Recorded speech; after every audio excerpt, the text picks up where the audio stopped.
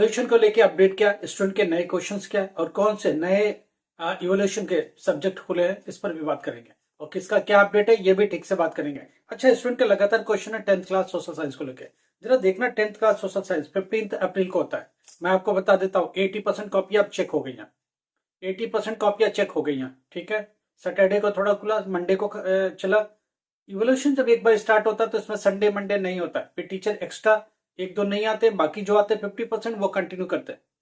जब एक बार evolution start होता है तो कोई हॉलीडे उनके लिए नहीं होता है, वो फिर कंटिन्यू वो करते हैं आकर के, इवन भी संडे को भी, क्योंकि रेमुनेशन उसके हिसाब से मिलता है, पेमेंट उनके हिसाब से मिलता है। ठीक है, आज हम बात करते हैं क्या पर कॉपी के हिसाब से मिलता है। एक कॉपी का 21 रुपीज से लेकर 26 रुपीज के बीच में रहता है। तो टीचर आता है क्योंकि जितनी कॉपियां चेक करेगा उतना पेमेंट उसको मिलेगा, आने जाने का ट्रांसपोर्टेशन भी मिलता है, इसलिए टीचर टाइम से आता अपना काम करता है। जरा समझना, 15 अप्रैल को सोशल साइंस 10th क्लास 213 की कॉपी चेकिंग चालू हुई। अब बहुत हद तक 80% चेक हो गई। अब मैं बताता हूँ, अभी प्रोग्रेस 80% चेक हो गई। क्या प्रोग्रेस है समझना। सोशल साइंस में पास होने के लिए चाहिए कितना, 27। अब स्टूडेंट ये पूछता कि 33 क्यों नहीं। अरे बाबा एक बात समझना, क्या कहानी बोर्ड क्या बनाता है, जरा समझो। टीएमए के 20% ऑलरेडी क्लियर किनारे है, तो 20 में से टीएमए के मार्क्स आएंगे। वो टीएमए अभी यहां इंक्लूड नहीं है। सेपरेटली क्या बोर्ड ने बनाया, थियरी में आओ, 80 का 33% कितना, 27, वो लेके आ जाओ। 27 यहां आ गए, टीएमए में 6 नंबर कम से कम होना चाहिए। अब दोनों मिला के कितना हो जाएगा, 33। ये होता है, यहाँ टीएमए इंक्लूड नहीं माना जाता है, टीएमए को सेपरेटली देखा जाता है। अगर 27 से कम यहाँ आए तो फेल दे देगा बोर्ड, समझ गए। अब यहाँ अगर टीएमए में 6 से कम आया और 27 यहाँ आया तो भी तुम फेल हो, क्योंकि दोनों मिला के फिर 33 नहीं बनते। तो इन चीजों का ध्यान रखना पड़ेगा आपको और समझना पड़ेगा कि क्या इनका मैथमेटिक्स है, इनका कैलकुलेट करने का तरीका क्या इवोल्यूशन का। अब बात बताते हैं सोशल साइंस में 27 पाने के लिए क्या करना है।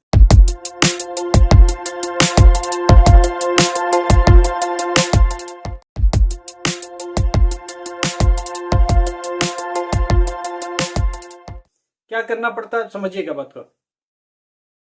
पीछे अगर आपने 15 से लेकर 20 के बीच में बिल्कुल करेक्ट, कोई मिस्टेक्स नहीं है, ठीक है, इतना करेक्ट आपका, राइट। 20 से 15 से लेकर 17 18 19 20 तक, जितना 17 18 अगर कुछ चला गया खींच के लेकर चले गए यहां से, उसके बाद सारा आपने अटेम्प्ट कर दिया, सिर्फ क्वेश्चन नहीं लिखा, उसमें बना के लिखा, कोशिश पूरी करी, तो टीचर क्या करके आधे आधे नंबर, एक एक नंबर सब में डालता, कुछ ना कुछ चला जाएगा। अल्टीमेटली वो खींच करके आपको ला करके 27 पर खड़ा कर देगा।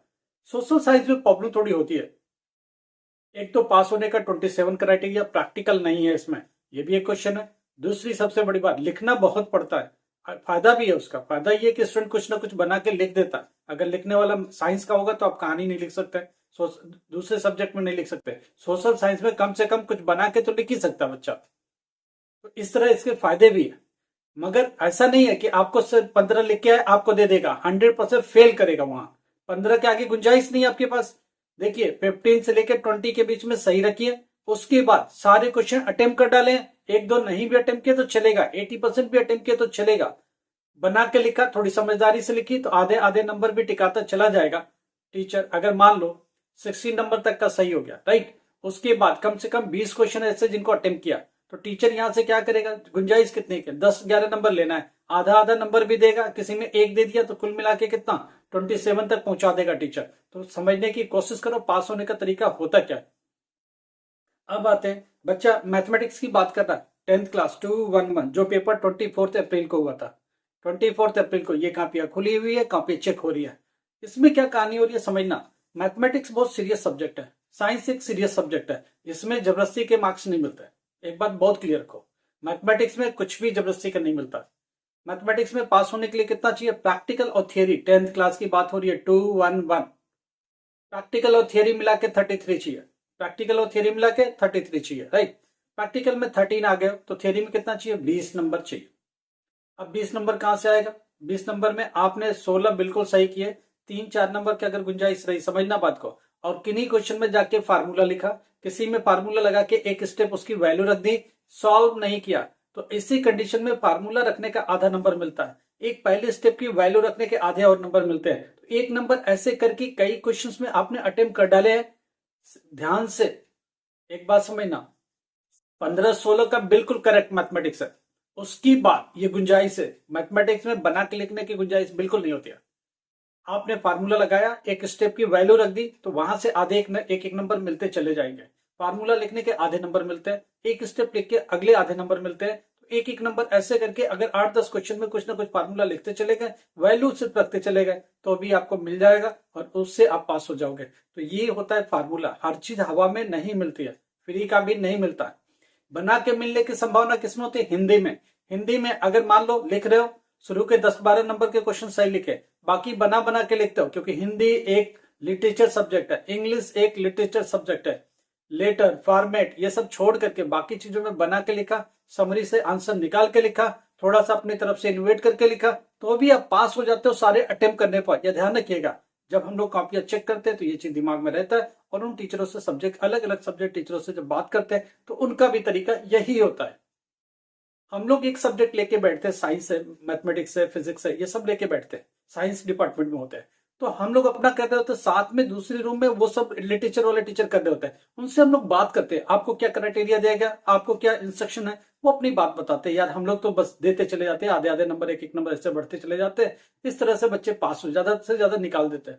इंस्ट्रक्शन भी है कि बच्चा अगर 15-16 तक ठीक आया तो घींचते चले जाओ, क्योंकि वो बना के लिख तो रहा है, कर तो रहा है, मगर यहां रुकना पड़ेगा। मैथमेटिक्स में ये बात नहीं, फिजिक्स में ये बात नहीं, केमिस्ट्री में ये बात नहीं, बायोलॉजी में ये बात नहीं होती है, क्योंकि इसमें ज्यादा गुंजाइश है नहीं, स्टेप मार्किंग है।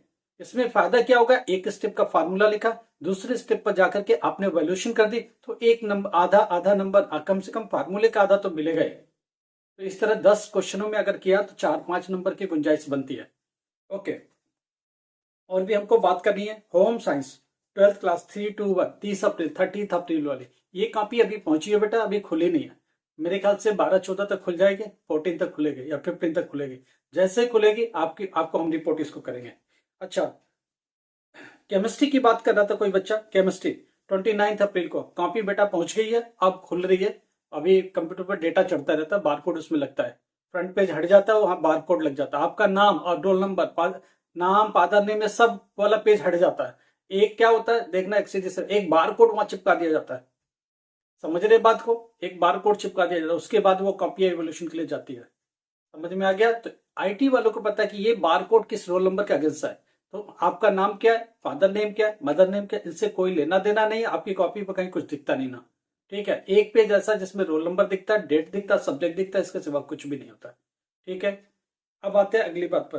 तो केमिस्ट्री की कॉपी अभी पहुंच रही है, मास कम्युनिकेशन की कॉपी पहुंची है और चेक नहीं हुई है, पॉलिटिकल साइंस अभी खुल रही है, चेक नहीं हुई है, खुल रही है, समझना, खुल रही है, चेक नहीं हुई है, ये चीज ध्यान रखना। तो इस तरह की चीजें है। केमिस्ट्री और फिजिक्स में मैं पहले भी बात कर चुका, इसमें करने की गुंजाइश कितनी है? 21 पासिंग है, 15 तक 16 तक सही होना चाहिए। अगर 15-16 सही हो गया तो टीचर यहां से खींच के लेके चले जाएगा, खींचने की भी शर्त है। फिजिक्स में कहानी नहीं लिख सकते, केमिस्ट्री में कहानी नहीं लिख सकते, बायो में डायग्राम का बहुत रोल होता है, डायग्राम भी बनाते चले गए तो आधा एक एक नंबर फालतू मिलता चला जाएगा। फिजिक्स में आपका फार्मूला तो पीएन जंक्शन के बारे में बात हो रही तो वही बात हो रही, एम्पलीट्यूड के बारे में बात हो रही तो वही बात हो रही, एम्पलीफिकेशन के बारे में बात हो रही तो वही बात हो रही, डायोड के बारे में बात हो रही तो सिर्फ वही बात हो रही है। जब आप पोटेंशियल के बारे में बात करते हो पोटेंशियल के बारे में, हाफ लाइफ के बारे में बात करो तो आप इधर उधर कहानी नहीं लिख सकते। एक टू द पॉइंट डेफिनेशन होता है, टू द पॉइंट फॉर्मूला होता है, टू द पॉइंट उसका डायग्राम होता है। हाँ, अगर एक क्वेश्चन ऐसा है जिसमें मान लो रिफ्लेक्शन ऑफ लाइट है, प्रिज्म की बात हो रही है, ठीक है, उसमें आपने प्रिज्म का डायग्राम बना दिया है, तो क्या होगा? टीचर लगेगा एक नंबर से फेल हो रहा बच्चा तो यहां से उठा लो, उसको आधे एक नंबर यहाँ पकड़ा दो ताकि वो पास हो जाए। इसके खींचने के ये तरीके है, बाकी वो करेक्ट तरीका तो नहीं है, मगर वो इंस्ट्रक्शन है कि अगर 15-16 आ गया लड़का तो खींच के इसको 21 कर दो, तो उसी कड़ी में टीचर ये काम करना चालू करता है। समझ गए बात को? कैसे? सपोज करो आपने 30 मार्क्स का अटेम्प्ट किया, राइट? अब वो 30 मार्क्स का आपने सपोज करो 30 मार्क्स का अटेम्प्ट किया, राइट? तो वो टीचर क्या करता है, सही कितना 16 पाता है। जो 3 नंबर का क्वेश्चन 2 नंबर दे रखा है, किसी में मान लो 2 मार्क्स का क्वेश्चन है उसमें 1 मार्क्स का सही है, टीचर उसमें वापस जाता है, 1 को 1.5 बना देता है, 2 को 2.5 बना देता है, या +1 कर देता है, 3 कर देता है, ऐसे बढ़ा बढ़ा के वापस से ला करके आपको 15-16 से उठा के 21 पर पहुंचा देता है। ये होता तरीका, यही हम लोग लगातार करते आ रहे हैं खींचने का। ये देखो 3 नंबर का क्वेश्चन है, मगर यहाँ एक स्टूडेंट पूछता है हमने 20 नंबर का अटेम्प्ट करके आया, मैं मेरे को कितना मिला भाई? 20 नंबर में मैक्सिमम टीचर 20 दे सकता है, इसके आगे नहीं जा सकता। इसके आगे अटेम्प्ट नहीं किया तो 0 करेगा, 20 के आगे 20+1 भी नहीं करेगा, नहीं तो उसकी नौकरी चली जाएगी। अगर आप 20 का करके आए तो मैक्सिमम 20 तो टीचर कभी नहीं देगा, 15 पर खड़ा करेगा। अगर उसको लगेगा 20 के आगे 21 नहीं किया, 21 भी अगर आपने सॉल्व नहीं किया तो आपको वो फेल करेगा। क्यों करेगा? क्योंकि 20 से आगे क्वेश्चन ही नहीं है, मार्क्स लगाएगा कहां? तो इन चीजों का ध्यान रखिए। इसीलिए मैं बार बार कहता हूं जिनके पेपर अभी रह गए पूरा अटेम्प्ट करके आना, एक भी क्वेश्चन छोड़ के नहीं आना। कहीं से आधे नंबर की गुंजाइश, किसी में 1 नंबर की गुंजाइश बनता है तो टीचर एटलीस्ट आपको देख के पास कर सके। देखो टीचर पास कर रहा, बहुत मेहनत कर रहा है, हर सब्जेक्ट में कोशिश कर रहा है आपको करके देने के लिए, राइट। मगर उसको गुंजाइश तो छोड़ो, उसको नंबर आप क्वेश्चन तो ज्यादा अटेम्प्ट करके तो दो ताकि वो पास करके आपको दे सके। लाइक करो, सब्सक्राइब करो, शेयर करो। Thank you so much.